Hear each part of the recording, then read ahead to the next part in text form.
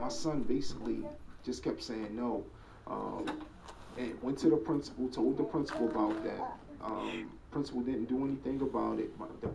The principal trying to make my son write a letter implicating himself and involving himself into what was going on the campus.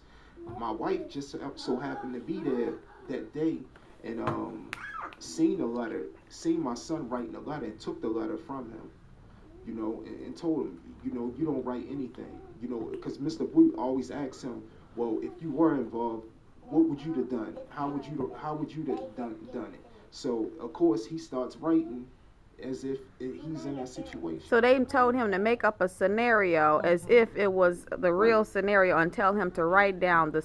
Right, and that's what they'll do.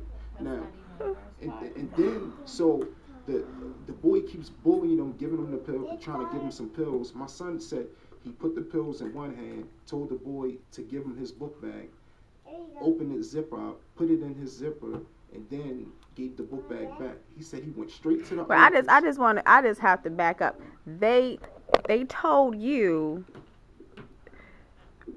to make. What did they tell you? Basically, they said it's like they were saying make like I was involved in it. And make. Had me write a statement, like basically saying that I was involved in it. Like they made me write like Mr. Blue would say, if you were involved in it, I mean, what would you say? And I would write it down and. So they're making you write a make-believe story. Yeah. Imagine you was a drug dealer. Imagine. Right. Oh my God! Imagine you was a slave. Y'all know that's why. The thing is, I came into the office that day. I can't remember what I was there for, and I saw him writing that letter. I said, "What? I done told you don't write nothing down." So I started reading the letter. I was like, "Drugs? What is you talking about, drugs?" Mr. Blue proceeded to say he was asking him, did he know who was selling drugs on campus? And he said he asked him this a couple days ago, but he brought him back in the office to find out. I said, well, why wouldn't you call me and tell me you were questioning my son about any drugs on this campus? Luckily, I came into the office, saw my son writing the statement, and I told Mr. Blue, which is the principal, you don't have my son write any statement. If you want to question him, his parents need to be there. Exactly. But the best part of the story is the Native American boy who was selling drugs on campus, they found the drugs on him, but only because it was aspirin. They didn't do anything to the little boy. No charges, no nothing, suspension, anything. We don't even know if it was aspirin because I asked him. I said, well, did you have the resource officer do a dialysis? And he said, you know, there's no need for that. Basically, he just swept it under the rug. But you kicked my son out of school for having Kool-Aid and you know, mixed with sugar. I mean, it's ridiculous. I mean, wow. You know, he's been suspended. This is crazy. After my wife and I told him don't write a statement anymore, they suspended him like 3 more times, saying that because he didn't cooperate with whatever investigation was going on. When they questioned him, he didn't answer the question. You mentioned that your son had an IEP. So how long you been in this school? It's been a year. About Since November. Right. So it would have been 2010. How many IEP teams have you sitting with? Well, my wife goes to those meetings, and again, because I was speaking up for my child, they did the same thing, tried to give me a letter. They actually sent the police to our house, had him wait outside our house, and did a traffic stop to give me a paper. I wouldn't accept the paper. I told him. He tried to throw it in the car. I said, if you don't take this paper out this car, we're going to have a problem. He reached in the car, grabbed the paper. I rolled my window up and drove off. banning him from the school. How many? So you've been banned from school. But, you know, one thing I did different, I read up on the law. They, you know, they can't, they want to use the police to serve you and not even give you a court date to appeal the decision. That's right. They can't do that. That's right. And I explained that to Mr. Blue. I said, you can't use him to serve me a piece of paper that doesn't mean anything. I told him, I said, when it comes to my kids, I'm coming on that school property. You know, and if you have me locked up, then I'm going to do the same thing with you. Well, I recommend that you respect your band, Right. but you also understand that, see, I've gone through this process.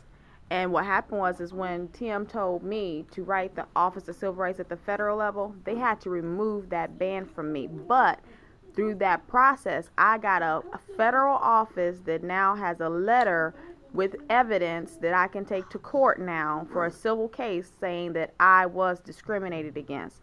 So you don't want to put no logs on the fire and go to the school grounds. What you want to do, head up to the OCR and have them investigate the ban and have procedures of how the procedures and all that matters. The fact that they wouldn't let you appeal the ban and all that type of stuff, and there was no hearing, there was no warning, all that type of stuff matters. And that's where I shared with the Newkirks and likewise Ms. Maxwell. I said, you know, where the school system failed themselves is they failed to follow their own policy and procedure that's set forth. Usually you'll find that's always the issue. But what I asked them to do was follow policy and procedure, file your complaints. I said, and do your OCR complaint so that when OCR looks at it, they'll see where your rights were violated. They'll see that you were not allowed due process. They'll see that school did not take accountability and share that information, because they have an accountability that they are supposed to share that information with you. They were supposed to give you a 10-day notice of any actions taken. They were supposed to, you know, and we've shared all that. Just like right now, they've asked for copies of their child's records. They have a policy that says 5 days, a 5-day turnaround. They haven't received it yet. Okay. You know, so all those things matter to OCR when they start looking at, because you're setting up, showing your pattern of discrimination. You're setting up your case so that they can look at it and say, well, gosh, you know, well, they were denied this and they were denied that right, you know? Okay. Again, how many IEP meetings have y'all had? In fact, I believe it's 2.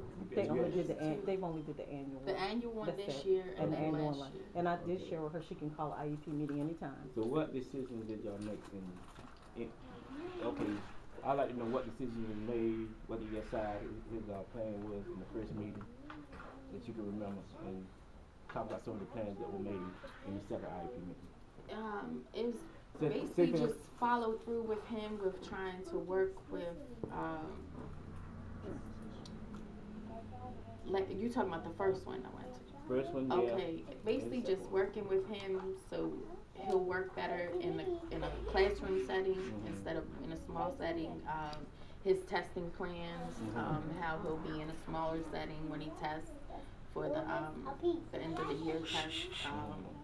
Basically just that type of stuff. It's never been. Did they live up to that IEP plan, do you think, to any extent? No. I don't. I think they need to work better with, because they're not helping him at all when it comes to his settings. They're not helping him at all, because no matter who he complains to, even his IEP teacher is the one that made the comment he told you about, Missy Eubanks, when he first started talking about how Native Americans were treated worse than black people. So, and that's his IEP teacher. So why were y'all even discussing who was treated the worst anyway? Well, we were talking about What do you think he meant by it? How do you? What did you? What led up to this conversation?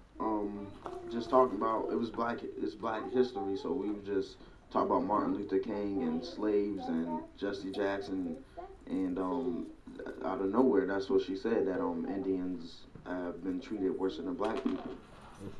That's common for here. He's Native American? Yes. Yes. Okay. And how did that make you feel? I mean, How do you think? How did you take what she meant, or what he meant by that? well, I mean, I was kind of angry because, I mean, if that was the case, then she could have explained to us why, instead of just instead of just Like almost belittling African Americans, making us smaller. So like you saying that she said that with some kind of animosity? You know. I mean, for some reason, everybody in the school that's Native American, they think that they're better than everybody else. I mean, they act like they so perfect or whatever. I mean, His own words. and this is stuff that I go through every day. Having listen to somebody saying that they better than somebody. And I think what we want to know is, did it offend you? Oh yes, to the fullest it did. Yeah.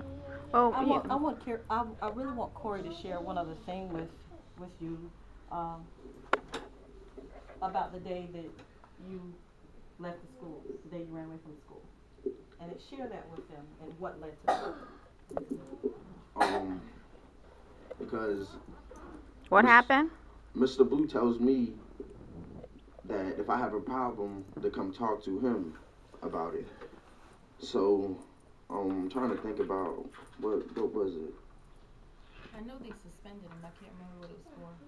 Was it for stealing taking some Oh. evidence? Was that it? Yeah, it was from it was a girl sitting right beside me, and I was writing something down on a piece of paper, and I went to go talk to the teacher, and she took my pencil, and I went back and snatched her pencil because I knew that she had mine, and I got rolled up for that. So And suspended.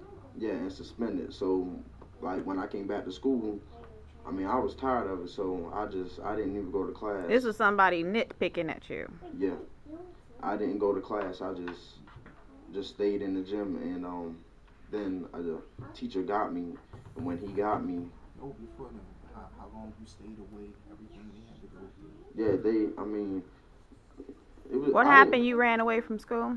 Say those type of words. We need to hear what happened. How long you was gone for. I mean, I The was. scenario, you kept getting in trouble. I mean, So, how did you feel? I What keep- did you do? I kept on getting in trouble, and then I would go and tell the principal, and the principal wouldn't do nothing about. He wouldn't want to hear my side. He would only want to hear the other person's side. So I just felt like, I mean, I wasn't being treated fair. So that's when I just left the school, and I did it 3 times. You've run away from the school. Yeah, and I stayed out all night. One time I even stayed out until 2-3 days, and I went back home at like 3 in the morning. I didn't even eat nothing.